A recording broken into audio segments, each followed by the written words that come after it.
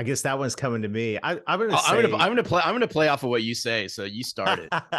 well, if you think about it, there's really only two ways to grow revenue. So let's hit those two and hit them from a marketing and sales standpoint. There's net new business and there's cross selling more to your current clients.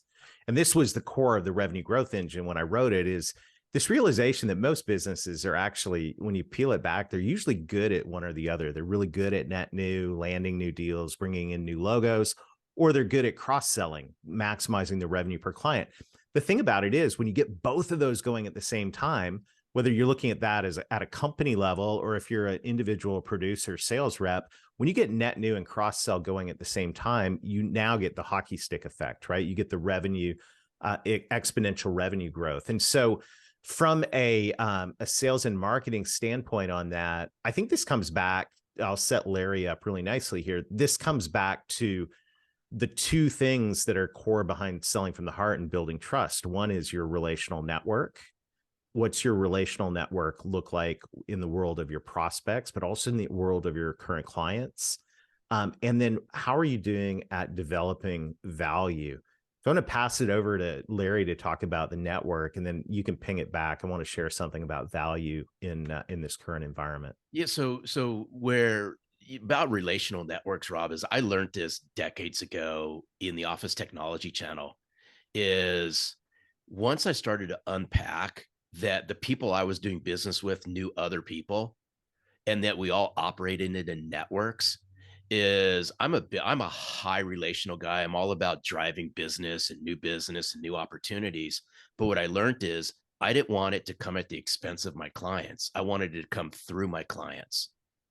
So I knew that the more people I knew inside my current accounts, Mhm.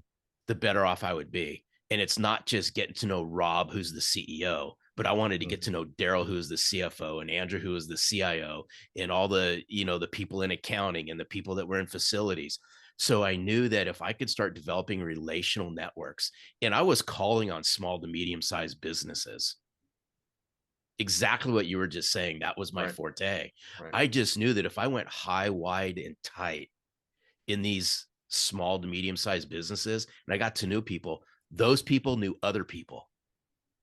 And I can exponentially grow my business as opposed to landing a client and then moving on to the next one. And I So just knew, go ahead. is it something like build the relationships and the business will follow? Well, you got to invest in the relationships, and here's where I'm just going to poke the bear a little bit is a lot of people out there, whether it's small businesses, medium-sized businesses, or salespeople, they'll all say relationships are important, but yet how many are really pouring into the relationship? And I'd question that one. I just knew that the more comfortable I made my clients feel about me, the more Mhm. comfortable they become. The more comfortable they become, they start sharing what I call business secrets and people that they knew.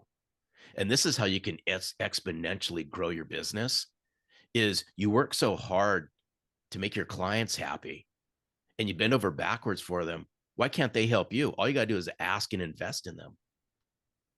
Makes